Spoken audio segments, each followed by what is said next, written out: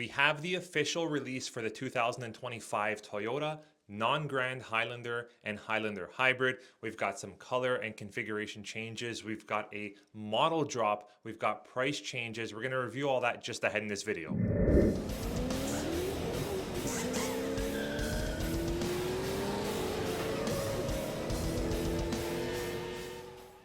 Let's get right into it. We did see Toyota do away with one of the models for the non-hybrid Toyota Highlander, and that is the LE trim or the LE grade all-wheel drive, of course.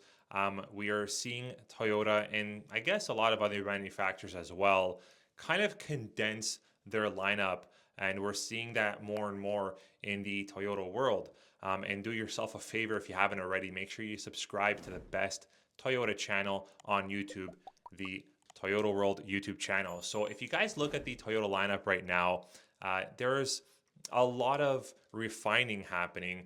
Look at the Toyota Crown Signia. Currently for us here in Canada, it's offered in two models, the technology package and the non-technology package, which I believe is called the Limited. If you look at the Toyota Land Cruiser, it's offered in three variations or three trims. There's no more first edition. If you look at the Corolla Cross Hybrid, for us here in Canada, the Corolla Cross Hybrid is offered in two models, the SE and the XSE. We are now seeing a little bit of a condense happening on the Toyota Highlander lineup as well. It seems like we are getting a little bit more familiar with what the market and what the customers and viewers want. And we are doing away with the models that just aren't too hot. So if you want an entry-level Toyota Highlander non-hybrid, you're going to have to start off with the XLE grade. That leaves you with one model to choose from when you're looking at the 8-passenger configuration for the non-hybrid.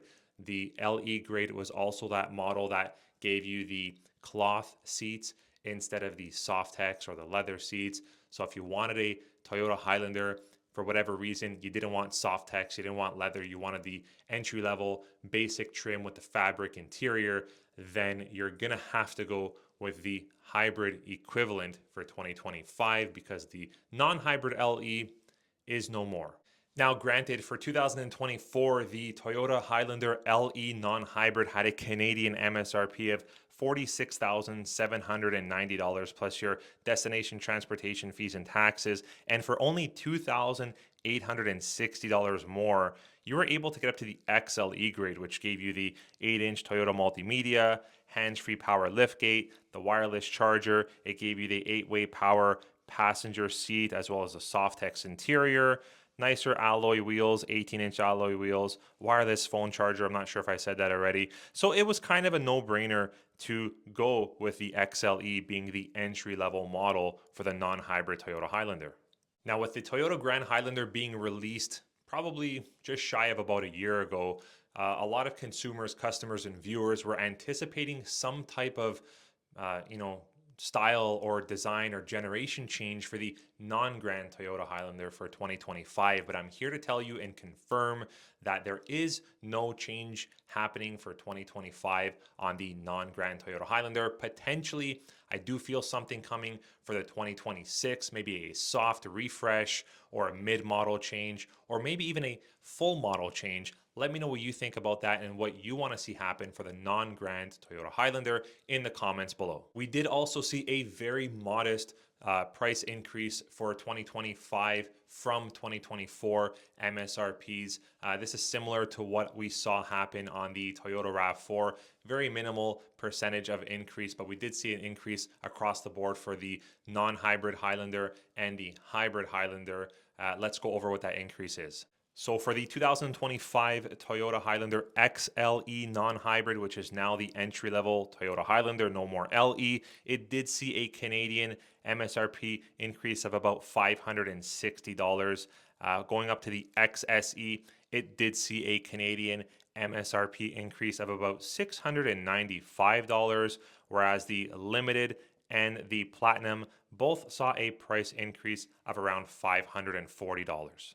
So I'm very pleased with the average of around $550 Canadian price increase from 2024 to 25. It's to be expected. And if you guys are going to ask me probably in the comments below, when can you get a 2025 Toyota Highlander non-hybrid or hybrid? Well, they're actually starting to land any day now.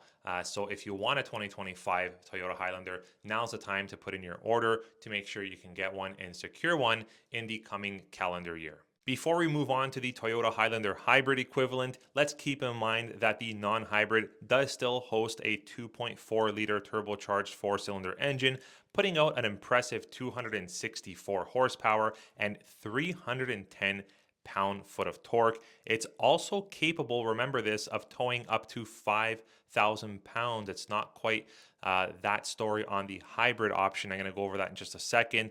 It's hooked up to a 68-liter gas tank that gives you a combined city and highway fuel economy of about 10.3 liters per 100 kilometers, which translates to about 27 miles per gallon.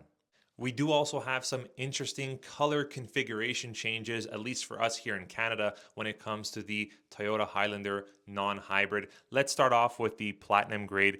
Toyota has introduced the new heavy metal premium exterior color added to the platinum grades. If you're not sure what the heavy metal looks like, it's quite new to the lineup. Here's a picture of what it is. Very nice gray color, not too dark, not too light. We also got rid of the beige interior that is no longer available or an option on the platinum grade Toyota Highlander non-hybrid. Also, the graphite or the light gray interior is no longer available on the limited grades. And unfortunately, I'm very sad to see this one go. I used to drive this color combination in the past on the XSE Toyota Highlander, and I loved it. But we are no longer to order or get, able to get or order, sorry, a blueprint exterior with a red interior on the Toyota Highlander XSE grade. In terms of color configuration and changes, we did also see similar changes happen to the Toyota Highlander hybrid option that happened to the non-hybrid. So the heavy metal has been also introduced on the platinum grade Toyota Highlander hybrid. No more graphite interior or beige interiors. Unfortunately or fortunately, there is no XSE model for the Toyota Highlander for 2025. We have what's called the Nightshade Edition, which is kind of fits into that category of being a little bit different in terms of price increases. Yes, there was also a MSRP increase from 2024 to 2025 as to be expected, slightly a little bit of a higher increase from what we saw on the non-hybrid Toyota Highlander. Let's go over it.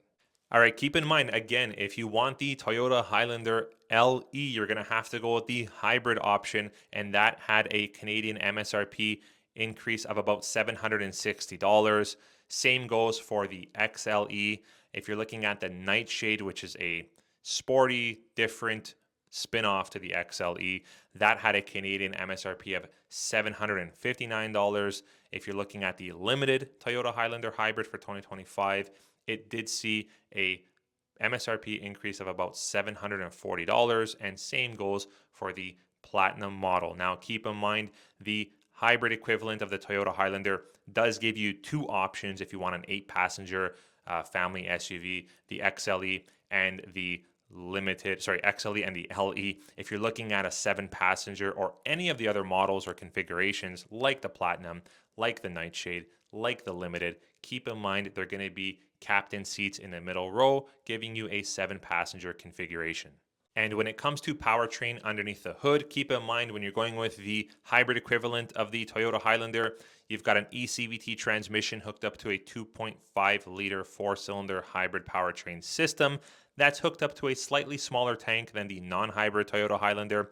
That's a 64-liter gas tank, and it gives you about 6.7 liters per 100 kilometers average combined city and highway fuel economy, which translates to about 42 miles per gallon. It's got 243 horsepower, not bad for the hybrid equivalent, but keep in mind you're capable of towing 3,500 pounds. On the 4-cylinder turbo non-hybrid option, you can tow up to 5,000 pounds if that means or does anything for you and your family. You're also going to start seeing a lot of the new Toyota hybrid logo, which is the HEV logo or emblem on pretty much all of the Toyota hybrids in the lineup, I believe. They're going to do away with that hybrid logo in the back tailgate, and you're going to have that HEV logo, whether it's on a RAV4, whether it's on a Toyota Highlander hybrid, Grand Highlander hybrid, and so on. Let me know what you think about that new logo in the comments below. I was partial to it, but I actually like it. I think it's pretty cool, and I think it makes you feel like you're driving something really unique and different and exclusive to the Toyota world and to the Toyota lineup. And we all know when it comes to hybrid, Toyota does it best. I hope you guys enjoyed this video review and update on the 25 Toyota Highlander. If you have any questions, leave it in the comments below. We'll catch you on the next video and update. Take care.